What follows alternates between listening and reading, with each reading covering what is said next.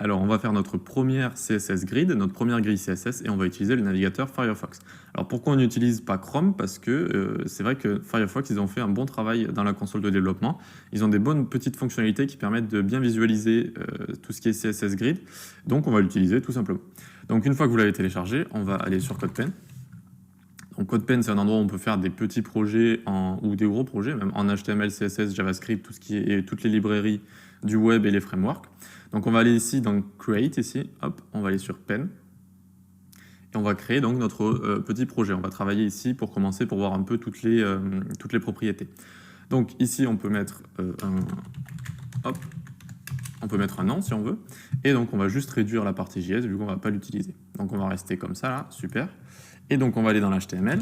Donc, il y a emmet qui est activé sur CodePen, c'est-à-dire que vous pouvez faire div.conteneur, ensuite vous faites tab, et ça fait une div avec la classe conteneur. De la même façon, on va faire div.items, .item $6, $x6, hop, et du coup, ça nous fait 6 divs avec la classe items qui les relie toutes, et ensuite une classe item 1, 2, 3, qui est différente. Et donc là, on va juste mettre hop, 1, 2, 3, 4, 5 et 6. Super. Donc maintenant, on va créer notre première grille. Et pour ça, donc, on va d'abord styliser le conteneur. On va lui mettre un background color. On va lui mettre hashtag EEE. Voilà. Ensuite, on va lui mettre une largeur de 1000 px et un margin de 30 px, puis auto. Donc 30 px en haut et en bas. Et auto, ça va le centrer. D'accord. Ensuite, donc, on va faire display grid, c'est comme display flex en fait, ça permet d'utiliser grid, mais pour l'instant ça fait rien.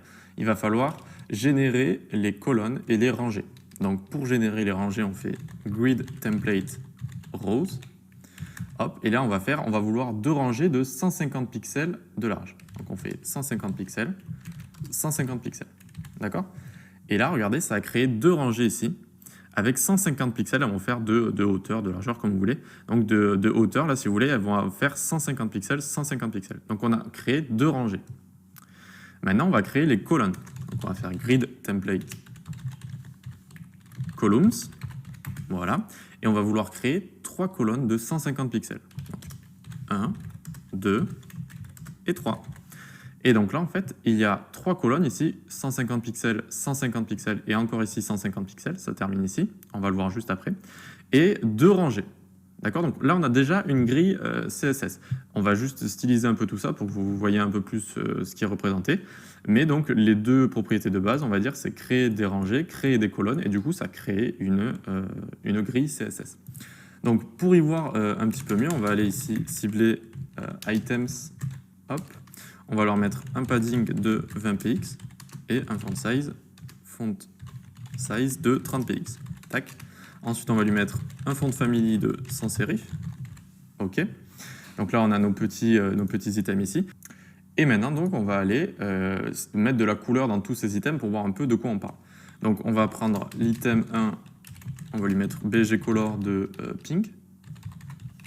Hop. Ensuite, item 2, on va lui mettre une BG color de teal, je crois. Teal, voilà, c'est une sorte de bleu stylé. Item 3, on va lui mettre yellow green, donc BG color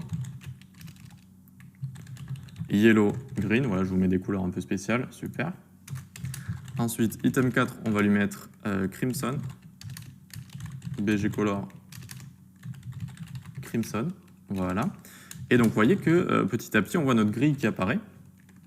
Et on voit un peu ce qu'on vient de réaliser. Donc, tac, crimson, golden rod, ok. Et le dernier, enfin, item 6, on va lui mettre BG color, Indian, alors pas hashtag, rouge d'Indien, Indian red. Je vais y arriver, Indian red. Voilà, super. Et donc là, on voit très bien la grille qu'on vient de créer, finalement, avec ces deux rangées de 150 px, hop, 150 px, 150 px, et ces trois colonnes ici, de 150 px. Ok. Et donc, on a créé finalement notre première grille ici. Et donc là, on va voir très vite qu'avec Firefox, on peut très bien visualiser tout ça. Donc, on va faire examiner l'élément, si on veut. Donc, normalement, vous allez avoir la console qui va être ancrée en bas ici. Alors, pour la mettre sur le côté, c'est plus pratique dans ce cas. On va aller tout à droite. Ici, vous voyez, il y a trois petits points. Et vous allez mettre ancré à droite. hop, et du coup, ça l'ancre à droite. Donc ensuite, on peut passer sur notre conteneur. Ici, on voit déjà que c'est bien fait. Vous voyez, on peut voir toutes les cellules ici, et on peut voir le conteneur. D'accord? Mais on peut aller encore plus loin. On peut cliquer sur le conteneur ici. Vous voyez, ensuite, ici, il y a écrit Display Grid. Et donc là, vous allez cliquer ici, hop, et ça va vous montrer, en fait, ça va vous montrer bien la grille comme ça. Et ensuite, donc moi, je l'ai déjà fait avant. Donc vous allez cliquer ensuite sur Afficher ce numéro des lignes ici. Hop, afficher le numéro des lignes. Et du coup, on va avoir tous les numéros de colonnes et tous les numéros de rangées ici. Ce qui va être très utile, vous allez voir dans les leçons qui viennent juste après, ça va être très utile. Du coup, en fait, on peut repérer toutes nos colonnes et toutes nos rangées.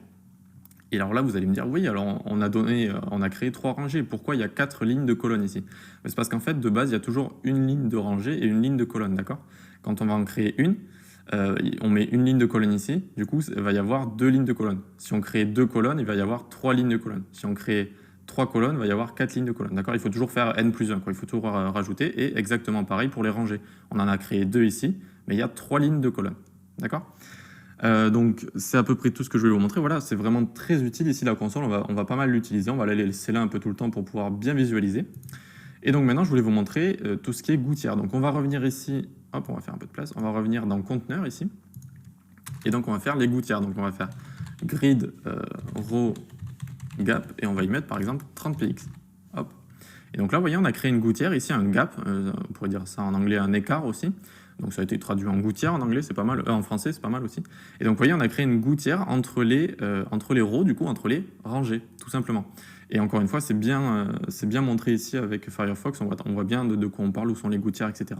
On peut faire la même chose pour grid column gap et mettre 30 px par exemple. Et du coup on aura des gouttières aussi entre les colonnes, tout simplement.